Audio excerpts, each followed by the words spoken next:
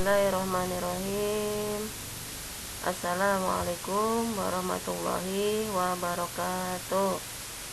Gimana kabar anak-anak? Semoga semuanya baik-baik saja ya.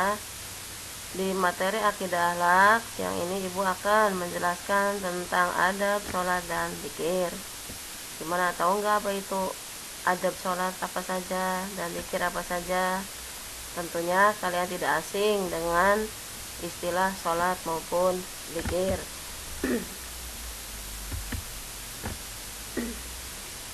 Dalam firman Allah disebutkan ud'uni astajib lakum, berdoalah kepadaku niscaya akan kuperkenankan bagimu.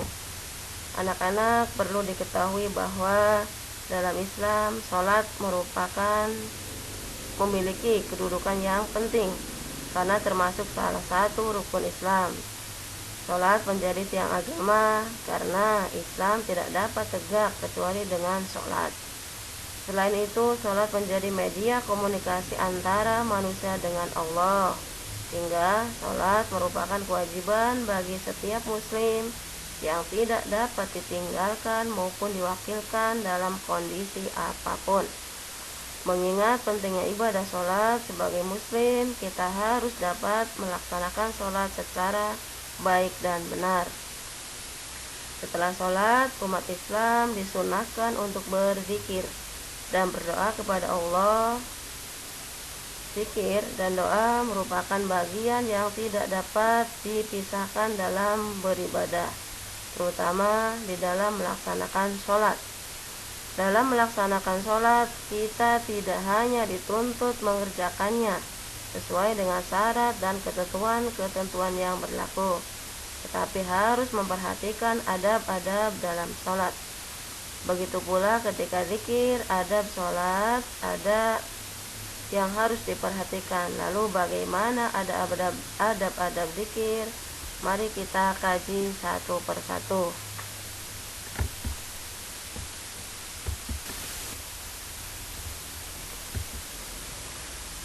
Anak-anak, pada materi kali ini kita akan menjelaskan tentang yang pertama pengertian sholat dan zikir, yang kedua dalil tentang perintah sholat dan zikir, yang ketiga kita akan membahas adab sholat dan adab zikir, yang keempat hikmah perilaku orang yang menerapkan adab sholat dan adab zikir dengan benar. Anak-anak, yang pertama akan kita bahas adalah pengertian sholat dan zikir. Sholat menurut bahasa artinya doa. Adapun sholat menurut istilah yaitu suatu ibadah yang tersusun dari beberapa perkataan dan beberapa perbuatan yang dimulai dengan takbiratul ihram dan kemudian diakhiri dengan salam dengan memenuhi syarat dan rukun-rukun tertentu. Itu pengertian sholat. Lalu zikir menurut bahasa adalah mengingat atau menyebut, dan zikir menurut istilah adalah mengingat Allah dengan cara menyebut sifat-sifat keagungan Allah, memuliakannya. Nah, bagaimana tentang dalil sholat? Dalil sholat banyak sekali dibahas di dalam Al-Quran maupun hadis. Ibu ambil ayat-ayat di antara perintah sholat itu, di antaranya di Quran surat Al-Hajj ayat 77 yang berbunyi Bismillahirrahmanirrahim. Ya ayyuhalladzina amanu rka'u wasjudu wa'budu rabbakum waf'alul khaira la'allakum tuflihun. Yang artinya, wahai orang-orang yang beriman, rukuklah, sujudlah dan sembahlah Tuhanmu dan berbuatlah kebaikan agar kamu beruntung. Quran surat Al-Hajj ayat 77. Kemudian berikutnya tentang dalil perintah zikir. Dalil tentang perintah zikir ibu ambil di Quran surat Ar-Ra'd ayat 28. Di situ disebutkan Bismillahirrahmanirrahim. Alladzina amanu wa tatma'innu qulubuhum bi dzikrillah. Ala bi dzikrillah tatma'innul qulub. Artinya yaitu orang-orang yang beriman dan hati mereka menjadi tentram dengan mengingat Allah. Ingatlah, hanya dengan mengingat Allah hati menjadi tentram. Quran Surat Ar-Ra'd ayat 8. Itu diantara dua dari dalil tentang perintah sholat maupun perintah zikir.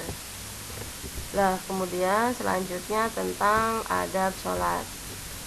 Nah, kenapa kita perlu memperhatikan adab sholat? Jangan sampai ketika kita sholat hanya gerakan-gerakan semata sehingga tidak meninggalkan bekas ya di antara hati kita, sehingga jangan sampai ketika sholat hanya selesai begitu saja.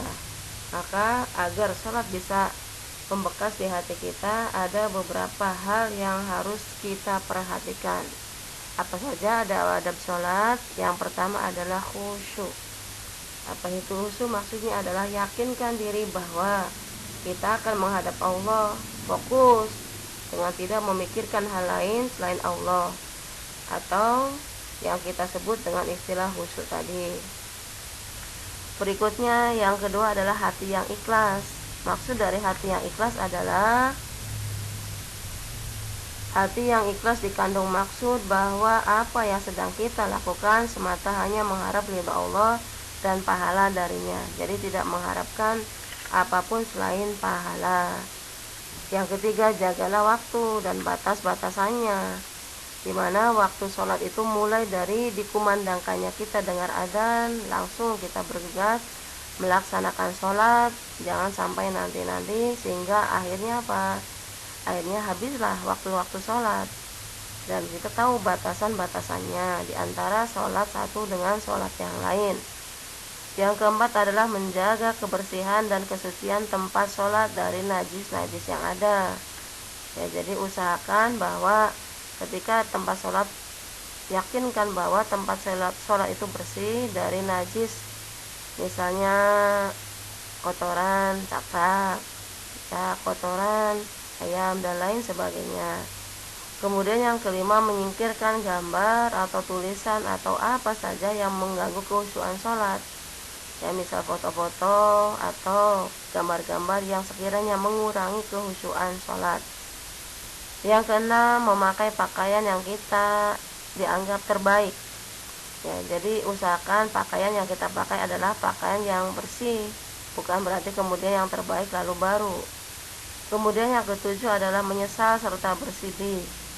Jadi anggaplah bahwa sholat yang kita lakukan saat itu adalah sholat yang terakhir. Jadi sehingga bisa menanamkan hati kita bahwa kita akan berpamitan dengan dunia, sehingga kita bisa tertanam rasa nyesal dan sedih. Kemudian yang kedelapan, melakukan dengan khusyuk. Khusyuk dalam arti dengan sholat kita tidak memikirkan hal-hal yang lain. Lalu kemudian berikutnya tentang adab-adab zikir.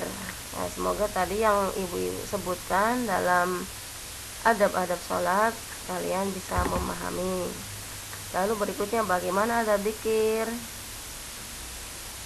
Kurang afdol ya tentunya jika seorang usai sholat atau setelah selesai sholat langsung pulang, atau kemudian tanpa duduk sebentar mengingat Allah ya. Seorang muslim tentunya juga kita tidak asing dengan kalimat zikir. Nah, agar zikir yang kita lakukan itu berbekas terhadap jiwa atau hati kita, maka ada beberapa hal yang harus kita perhatikan dalam berzikir. Apa saja? Yang pertama adalah ikhlas. Ikhlas itu berarti kita mengharap ridho Allah, mengharap pahala dari Allah. Kemudian yang kedua adalah merendahkan suara.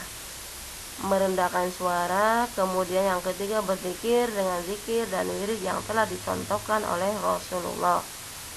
Berikutnya adalah yang keempat, mencoba memahami maknanya dengan khusyuk dalam melakukannya. Jadi kita melafalkan zikir itu tidak hanya sekedar ucapan-ucapan di bibir saja. Jadi ngerti apa yang kita ucapkan, maknanya, sehingga bisa meresapi apa yang kita ucapkan. Yang kelima, duduk di suatu tempat atau ruangan yang suci, seperti duduk dalam sholat juga itu dianjurkan. Kemudian yang keenam, mewangikan pakaian dan tempat dengan minyak wangi. juga pakaian yang bersih dan halal. Jadi jangan sampai kita berzikir kalau misal kita mau pergi bau wangi, sementara kalau sholat atau zikir kita tidak memakai wangian. Tentunya ya ketika zikir kita juga mewangikan pakaian kita dengan minyak wangi yang segar sehingga bisa menambah khusyuan. Yang ketujuh, memilih tempat yang sunyi. Jadi hindari ketika zikir dari suara-suara yang bisa mengganggu kehusyuan sholat. Nah, kemudian setelah kita bahas tentang adab-adab sholat, ada adab zikir, tentunya kita harus tahu apa sih hikmah ketika kita menerapkan adab zikir. Ya, kita kaji satu persatu bahwa hikmah dari sholat yang pertama adalah mendidik disiplin dan menghargai waktu. Jadi dengan kita datangnya waktu sholat ya, sehingga kita bisa bergegas melaksanakan sholat sebagaimana mestinya. Kemudian yang kedua adalah menjadikan hati tenang, karena sholat merupakan hubungan antara hamba dengan penciptanya. Yang ketiga, menyadarkan manusia tentang hakikat dirinya yang merupakan hamba Allah. Jadi indikasi kita sebagai hamba Allah itu ya mengenal sang Kholik, mengenal sang penciptanya, yaitu dengan sholat. Yang keempat, menanamkan nilai tidak ada yang memberi kenikmatan dan pertolongan itu kecuali Allah. Jadi Allah lah sumber dari segala rezeki, Allah lah yang memberikan kenikmatan, Allah lah yang akan menolong kita. Dan yang kelima, sholat dapat menjauhkan diri dari perbuatan keji dan mungkar. Disebutkan bahwa sholat itu bisa mencegah perbuatan keji dan mungkar itu dalam sebuah ayat. Kemudian yang berikutnya adalah sholat bisa menjauhkan diri dari sifat sombong. Itu diantara hikmah sholat. Berikutnya tentang hikmah dzikir. Hikmah dzikir apa saja sih yang akan didapatkan ketika seseorang menerapkan adab dzikir? Yang pertama, hikmahnya dzikir adalah satu, membuat orang lebih bersemangat untuk berusaha. Yang kedua, hati menjadi tenang ya, karena jelas bahwa dengan dzikir itu kita semakin dekat dengan Allah, menyebut-nyebut Allah, mengingat-ingat Allah.